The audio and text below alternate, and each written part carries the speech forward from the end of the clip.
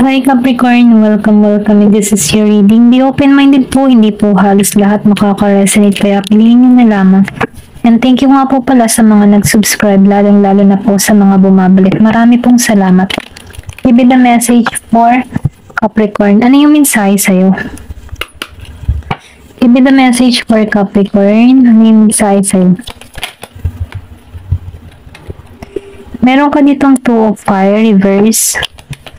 So, napipil ko dito, no, meron ditong makakaalis ng bansa. Kung nag-iintay ka man dito ng for travel, meron ditong pag-alis. Nakikita ko dito yung hatid na tagumpay patungo sa'yo.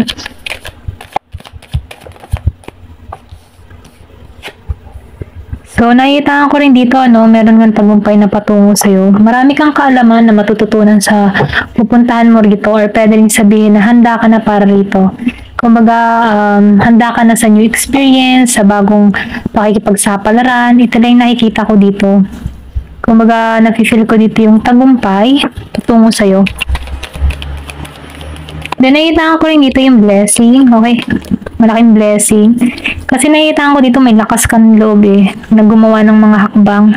Kumbaga, andun yung determinado mo.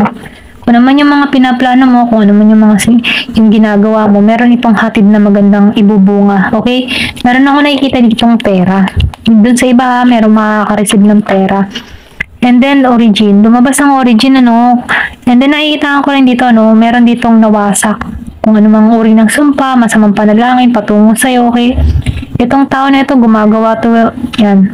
Itong tao na ito, gumagawa ito once na yung bang kalagitnaan ng gabi, alas 3, alas 2, mga ganun. Kung ikaw man ay yung tipo ng tao na bigla ka nalang nagigising ng alanganing oras, meron kasing something dito na gumagawa ng black magic or pwede rin sabihin na nag-i-intention sa'yo. Pero ganun pa man, ano, kahit itong tao na ito ay gumagawa ng mga ganun-ganun, hindi ito nagtatagumpay kasi protektado ka dito, okay? Kumbaga, no, yung spirit guide mo dito, yung mga guardian angel mo, pinoprotektahan ka. Kumbaga, sila yung nakikipaglaban dito. Ito lang yung nafe-feel ko. Give me more information. Kaya huwag ka mag-alala, huwag ka mabahala, manalig ka kasi pinoprotektahan ka dito. Kung ikaw man inahihirapan sa iyong sitwasyon, feeling mo may something or kakaiba sa'yo, huwag ka mag-alala. Magdasal ka lamang, pinoprotektahan ka dito. Meron ka ditong page of fire. So, nafe-feel ko din dito, ano, meron dito renewal, okay, na patungo sa'yo. And then, nakikita ko rin dito na may happiness. Merong happiness na naghihintay sa'yo dito. Then, nafe-feel ko din dito na may pagkayang energy ka. Kumbaga, marami kang mga pagsubok na kinakarap pero hindi aakalain ng tao na nagkaroon ka ng ganong experience, ano. Ito lang nafe-feel ko. Marami kang experience na kinaharap na sobrang bigat pero nakangiti ka pa din. Ganun lang yung energy mo dito. Kasi nafe-feel ko dito yung katatagan mo yung transformation mo. May pagkayang energy ka. Parang inosente ka, ganyan. Okay? Pero ganun pa man, ano, kahit mayroon kang inosenteng mukha, andun yung katatagan mo. Andun yung katapangan mo. Okay? Ito lang nafe-feel ko sa'yo. Andun yung passion. Okay? Kasi lumabas ng strength andun yung tapang mo. Hindi ka madaling mapatumba. Ganyan. Kumbaga, akala ng iba, madali ka, pero hindi nila alam yung ikaw, okay? Yung nasa loob mo, yung fighting spirit mo, ganun. Meron ditong dahangman. So, yung iba naman sa inyo, nafe-feel ko dito, no? Yung pagiging mong innocente or pagiging mong, kumbaga, meron ditong tao kasi na humahanga sa'yo Pinagmamasan ka nito, okay? Kumbaga, nafe-feel ko dito yung gusto ng tao nito yung renewal, happiness. Ganito kanya tingnan, kumbaga spotlight, nasa yung spotlight. And then nakikita ko rin dito, pinagmamasdan ka nito, inalam nito kung anong ginagawa mo. Pwedeng secret admirer or pwedeng kilala mo na to. Okay, pwedeng may idea ka na rito kung sino to. 2 of Air reverse. So nakikita ko dito, nahanap mo na yung katotohanan. Okay, or pwedeng sabihin meron ka dito natuklasan na bulgar sa'yo. Nakita mo kung sino tong mga tao sa paligid mo na hindi totoo sa'yo. Okay, dito sa 2 of Air. Pero ganun pa man, ano, dumating din sa point na hindi ka naging balanse para rito. Kumbaga, hindi mo akalain magagawa ng tao nito sa'yo. Ito lang yung nafe-feel ko. Pero ganun pa man, ano, nafe-feel ko dito yung balance patungo sa'yo. Give me more information, ano pa yung mensahe. Meron ditong Ace of Fire. So, nakikita ko rin dito, no? Ikaw yung tipo ng tao na action kung action. Kumikilos ka talaga once na meron ka mga gustong mangyari o maganap sa buhay mo. Kumbaga, andun yung pagpaplano. Okay? Andun yung passionate mo eh. Andun yung katatagan mo. Andun yung fighting spirit mo. Then, na-feel ko din dito, ano, kung ano man yung mga tinatrabaho mo, kung ano man yung mga ginagawa mo, kung meron ka mga proyekto, meron na itong hatid na tagumpay dito sa Queen of Earth, okay? Na-feel ko dito yung kasaganahan patungo sa iyo, or pwede rin sabihin andun ka sa moment na ikaw yung tipo ng tao na practically, kumbaga, mas priority mo dito yung stability. Ito lang yung na-feel ko sa iyo. Kumbaga, gusto mo yung seguridad ng pamilya, na maibibigay mo yung yung mabibigay mo ang kanilang mga pangangailangan, okay, ganun ka. Ito na yung nakikita ko sa Queen of Earth. And then nakikita ko rin dito, ano, na mabuti kang magulang, mabuti kang ama, mabuti kang ina. Handa mong ibigay yung pangangailangan ng iyong mga anak para sa ikabubuti nila, mga ganun. Handa kang magbigay ng payo para sa kanila, ganun lang yung energy mo dito.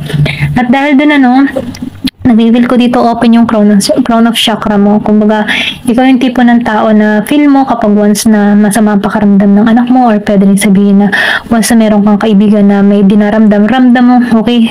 Kumbaga, malakas yung iyong sense. Ito lang yung nafe-feel ko sa'yo. Hindi halos lahat sa part na to, ha. Give me the message. Ano pa yung mensahe sa'yo?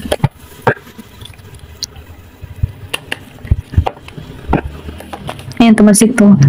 So, pay attention to your finance. Doon sa iba naman, pinag-iingat yung kaperahan nila, no? So, ingat ka na lang kung ano yung pagkakagastusan mo, kung ano yung bibilin mo. Okay? Kung hindi naman mahalaga, impok na lang muna. Ganon. Excuse me po. Give me the message. Ano pa yung mensahe?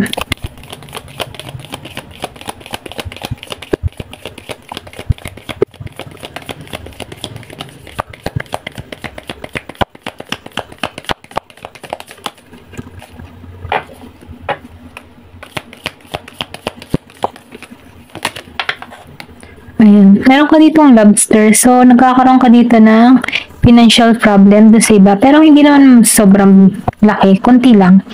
Then dito, ano, lumabas yung bowl. And then yung iba naman sa inyo, nakikita ko dito yung kasaganahan patungo sa'yo. Okay? Meron ka dito mga mapupundar na mga mahalagang bagay. Sobrang may precious, may halaga. Or pwede rin may makabili ka dito ng bahay. Or sabihin natin na sasakyan, mga ganyan ba. Kumbaga, meron ka ditong pag-iimpok. Then, the peacock. Lumabas ang peacock. So, ingat ka na lamang din sa iyong pride, okay? Or pwede rin sabihin, meron kang tao sa paligid mo na sobrang ma-pride. So, ingat ka na lang din dito. Give me more information.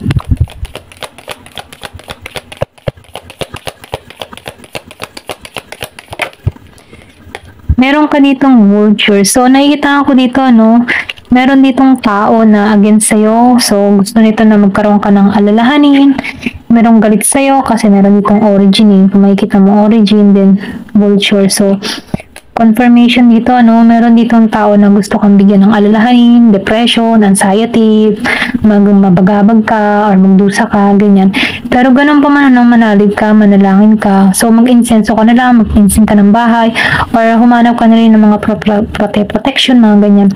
Kasi na-feel ko dito na iniingatan ka naman dito sa origin. Kumbaga, huwag ka mag-alala. Kasi iniingatan ka dito ng spirit guide mo kahit sobrang na yung ginagawa nilang chaos sa'yo. Andun pa rin yung pag-asa mo. Hindi ka nawawalan ng pag-asa dito. Basta't maniwala at manalig ka lamang dito. Okay? Huwag kang susuko. Kasi pinapatnubayan ka dito. Ginagabayan ka dito. Protektado ka dito ng light. Okay? Kahit meron ditong nagbibigay ng chaos sa'yo. Okay? Problema. Ganyan. Huwag kang mawawalan ng hope dito. Ito yung mensahe sa'yo dito. Huwag kang mawawalan ng pag-asa. Lumabas pa yung clover. Okay? May good fortune. Good fortune yung parating sa'yo. Merong magandang parating sa'yo. Give me more information. Ano pa yung mensahe?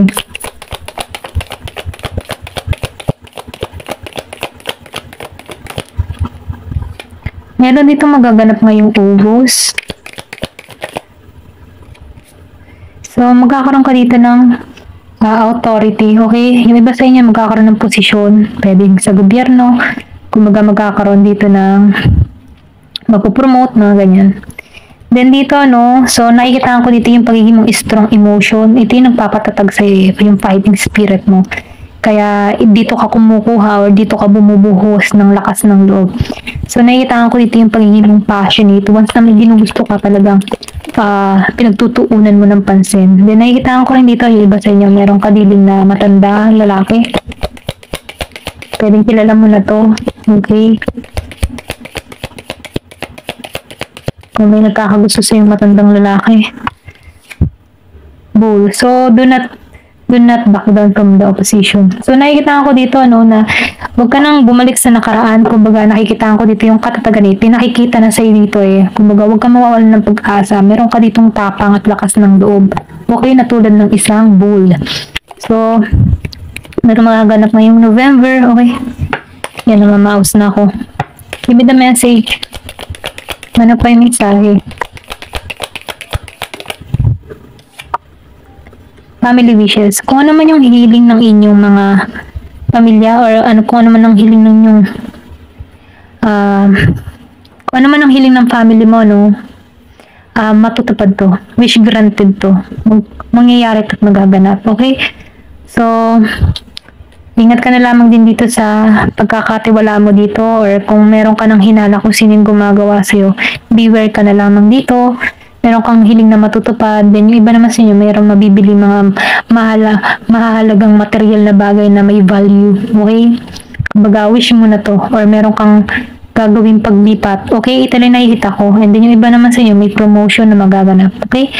Wish granted ka, ito lang nakikita ko, may mga blessing na parating sa'yo, okay? Abundance, biyaya, kaya lang meron din mga tao na sumasalbahe, pero ganun pa man, walang imposible sa dasal. Yan, manalangin at magtiwala sa Diyos, sapagkat ang Diyos ay makapangyarihan sa lahat. Ayun lamang po, thank you for watching and love and peace.